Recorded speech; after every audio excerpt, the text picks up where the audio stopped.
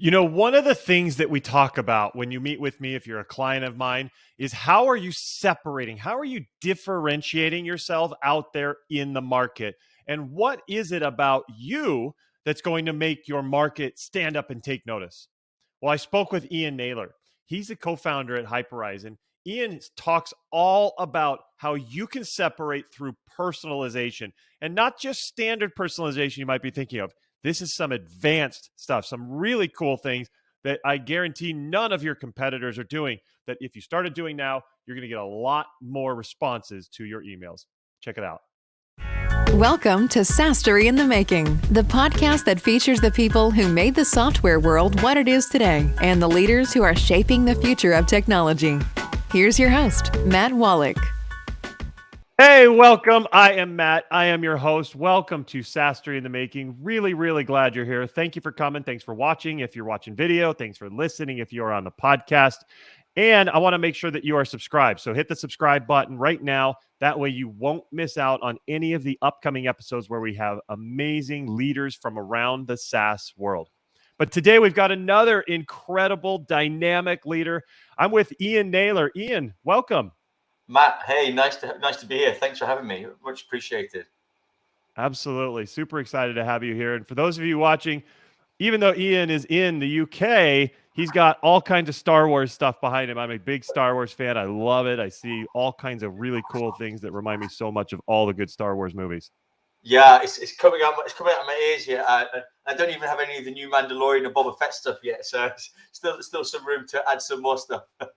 I just finished Boba Fett. My family is a big Mandalorian fan. I just finished Boba Fett last week, so really cool stuff. Yeah, no, absolutely. Did you not to distract or derail the conversation too much, but did you enjoy that? I thought Boba Fett was good. I think Mandalorian's great. Yeah, I think it almost changed into the Mandalorian in the last couple of episodes of the series, didn't it? Made it better. Yeah, exactly. They kind of like, oh, well, let's get some more Mandalorian in here. And they kind of had a little crossover, but it was interesting. Yeah, no, very cool. So cool. So let me introduce you to everybody out there, Ian, so they know who you are. Ian is the co-founder at Hyperise. And Hyperise is a hyper-personalization toolkit. It enables you to personalize your whole sales funnel, from dynamic personalized images in your email and LinkedIn outreach to personalized landing pages and videos. I'm really excited to learn more about what Ian's doing there. He's also the founder and CEO at AppInstitute. And AppInstitute provides a simple way for small businesses and individuals to create and manage iPhone and Android apps without any programming skills. So super cool stuff there. And once again, Ian, thanks for coming on the show. Nice. It's great to talk about the things that are close to my heart, and that's not just the Mandalorian. I'm sure we could fill an entire episode on Mandalorian, Boba Fett, and all that. But for professional stuff, tell me, what have you been up to lately, and what's coming up soon? Yes, I mean, lately, is kind of more recently, Hyperise mentioned there is the most recent company that I've launched. We actually launched in the early lockdown, so it's kind of quite a new business and kind of a nascent kind of sector, really. You know, this hyper personalization.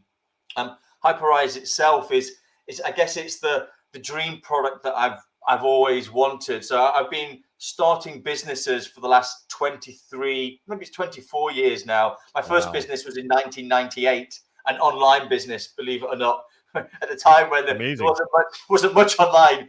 But I've been using image personalization as a marketing sales technique pretty much in every business I ever started, and kind of, perfected it or improved it. I don't want to say perfected it, so that sounds like I think I'm brilliant. But no, I've improved it, optimized it over the last 20 odd years. And I always wanted like a toolkit that would enable this, out of the box. In the same way that AppInstitute, the philosophy was allow small business owners to create a mobile app without any tech skills. What Hyperise is doing is allowing digital marketers, SaaS businesses, sales teams to create hyper personalization without a development team. Whereas in AppInstitute we use personalization, but we had to 3 developers pre-programming and pre-processing things to create the sort of effects that Hyperise now does, on the fly, on demand. And so it's, as you might tell, it's a product that I'm passionate about because it was kind of a lot of the businesses I've been involved with before. I've seen an opportunity, you built the business, but I wasn't necessarily the end customer. Like with AppInstitute, I'm not a small business owner, whereas Hyperise is targeted at SaaS businesses, digital marketers, and those sort of kind of teams, of which I am one of those people. So to have a business that serves my own people, is really, really fulfilling. So super pumped and excited about it, and always happy to share and talk about it as well. So again, thanks for having me, Matt. That's super cool. And I love seeing a passionate founder talk about their business. You can just see it in your eyes and your face. You're lighting up about it. I think that's so cool. And I really enjoy that energy that a software founder has when they're doing that. And so a lot of you out there who are founders, bring that when you're talking about your business, bring your passion like Ian's doing here. And Ian, I want to know more about this personalization. So I've seen a bit of it and I looked through your website as well, but can you tell us, what does that mean? Image personalization. What is that exactly? Yeah. So, I mean, I guess just to explain why, it's kind of really tapping into, from a science perspective, how the brain processes information. We as humans are inherently visual learners. The brain processes images 60,000 times quicker than text, right? So when the brain, and look, I don't think that won't be a surprise to anybody really, in that if you look at any communications channel, it's very visual. Everything is visual, right? But then if you look at, say, outreach, your sales or marketing outreach, it's very text heavy. Typical SDR is just going to send a wall of text to somebody, maybe broken up with blank space. And that's quite hard to process. And that's kind of why we use images. And so what Hyperise does is enable you to kind of create images, purposeful images that are reflecting your call to action, your outreach, or whatever that may be, but adding in dynamic personalization into those images. And essentially what happens is, because the brain is processing images so quickly, when you have some personalization, like it could be, if it's a business or B2B kind of outreach, could be the company's logo in there dynamically, or it could be a screenshot of their website, or just something simple like their name, but having some personalization in an image. When the brain sees that, it just slams the brake on and says, "Hey, pay more attention to this." And effectively, it generates what's called a pattern interrupt, and that pattern interrupt just leads to more mind share. Because the brain's saying, you've got to pay more attention to this because it's something different from what we're used to, and that increased mind share just leads to more engagement. And people being more engaged, more likely to kind of take that call to action. But there's also lots of other psychological kind of traits that you're tapping into, like creating that moment of delight for somebody just kind of opens them up, so they're way more susceptible or kind of open to your message or what you're going to say, and to read it. And we've all the same number of minutes and hours in a day, but we're all being bombarded more and more by messages, by smart marketers, or whatever it may be. I think on average we see like 5,000 messages a day, and so the amount of time that we have to grab people's attention is reducing. It's like 6 seconds or something. So if you can kind of stack the deck in your favor by using a dynamic, personalized image that was reinforcing your call to action, but is triggering that pattern interrupt, then you're going to our customers typically see a doubling of whatever their kind of conversion metric. That might be replies or clicks, or depending on obviously kind of what the call to action is, but significant uplift. I mean, we have one of our clients is G2. I don't know if you've heard of G2. They do like software reviews, that sort of thing. They had them.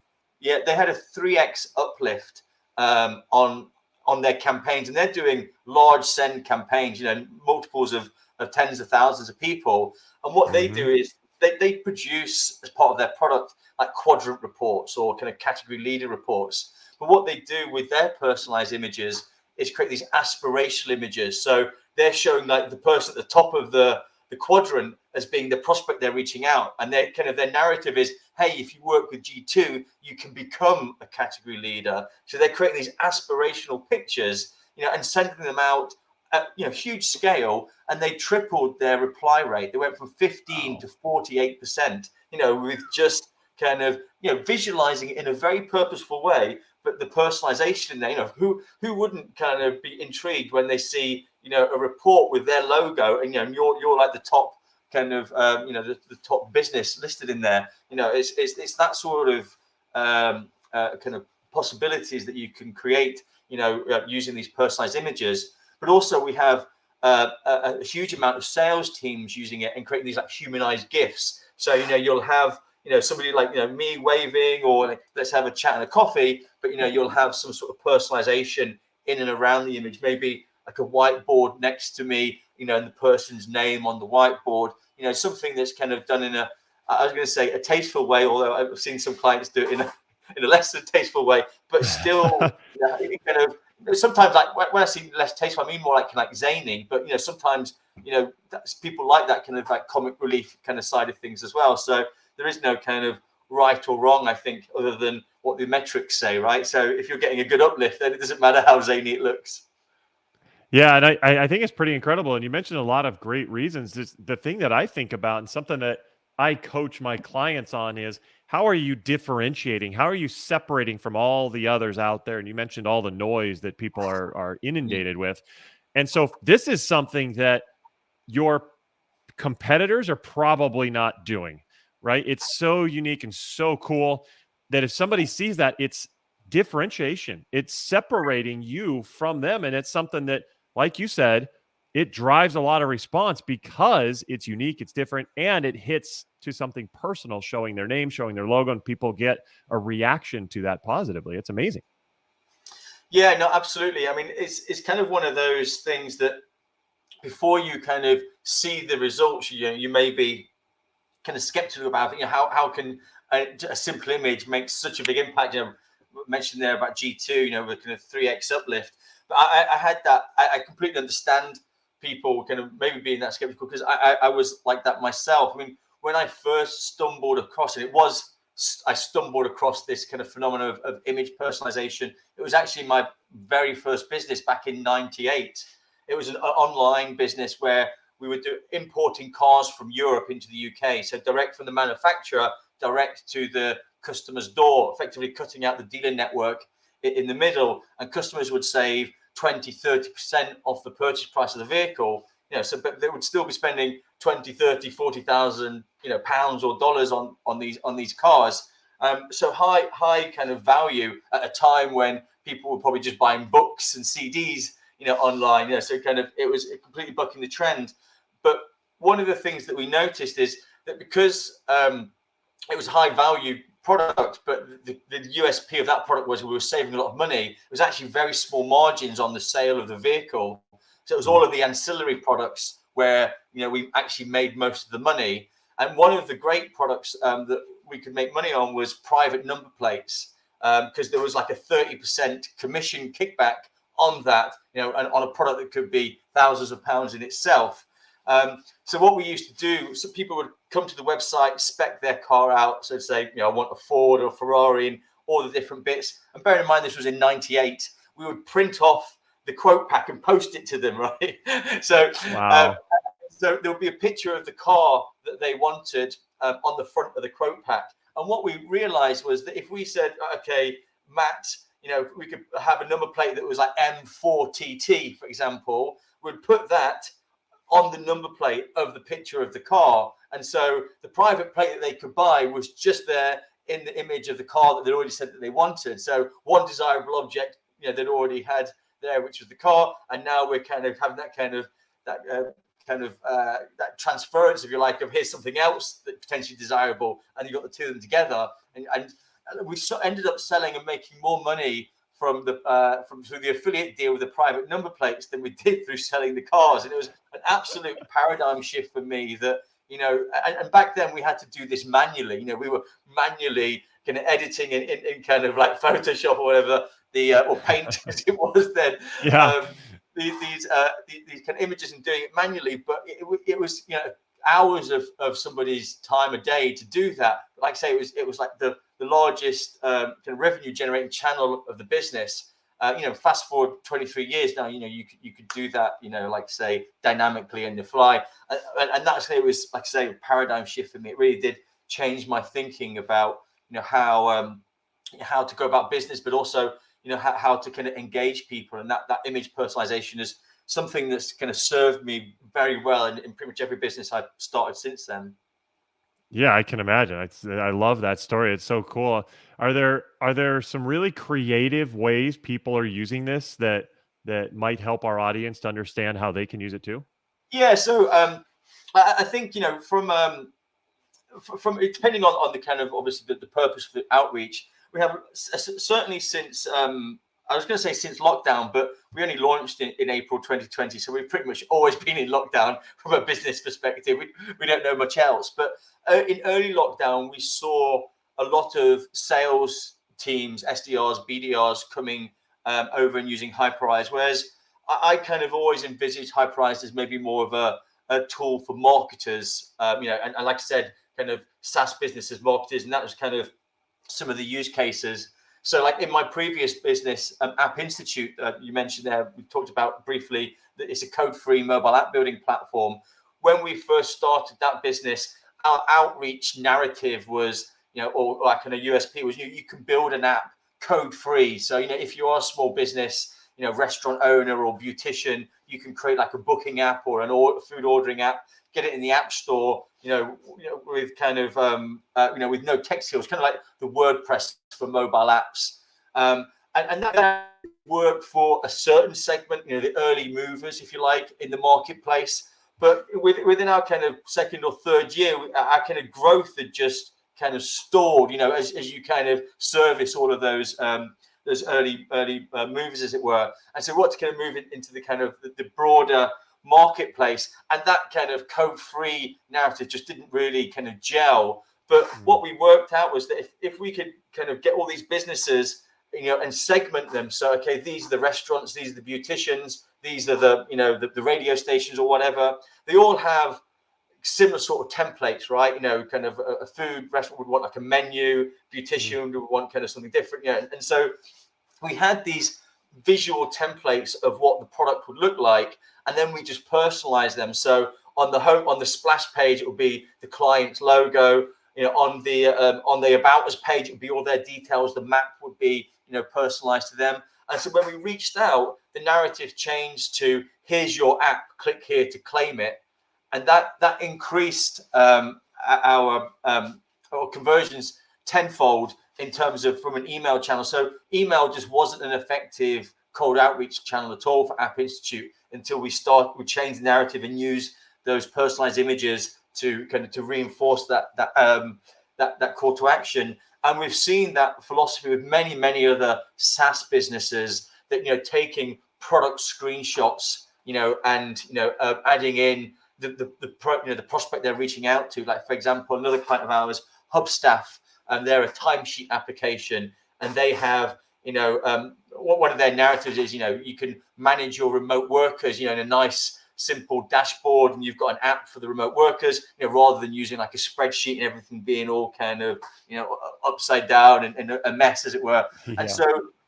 visualizing those product screenshots, but with the prospect they're reaching out to as the first person listed in the dashboard, and on the app again with a map showing their location, that increased the people taking the call to action of signing up for a free trial, in their case, fourfold. So it went from like 3 to 12%, so kind of a massive uplift by kind of visualizing your product. And I think that was something that Steve Jobs talked about in terms of putting the product in people's hands. So in the Apple store, they have like the laptop screen at a certain degree. So when you go up to it, you kind of want to move it to kind of bring it to a more natural kind of degree of kind of viewing angle. And so that was deliberate because they wanted people to touch the product rather than just look at it. And so it's kind of similar sort of philosophy. Wow. That showing the product as you're eventually going to see it with your logo in there. As if you think about most SaaS businesses, you're seeing your business logo, your profile image,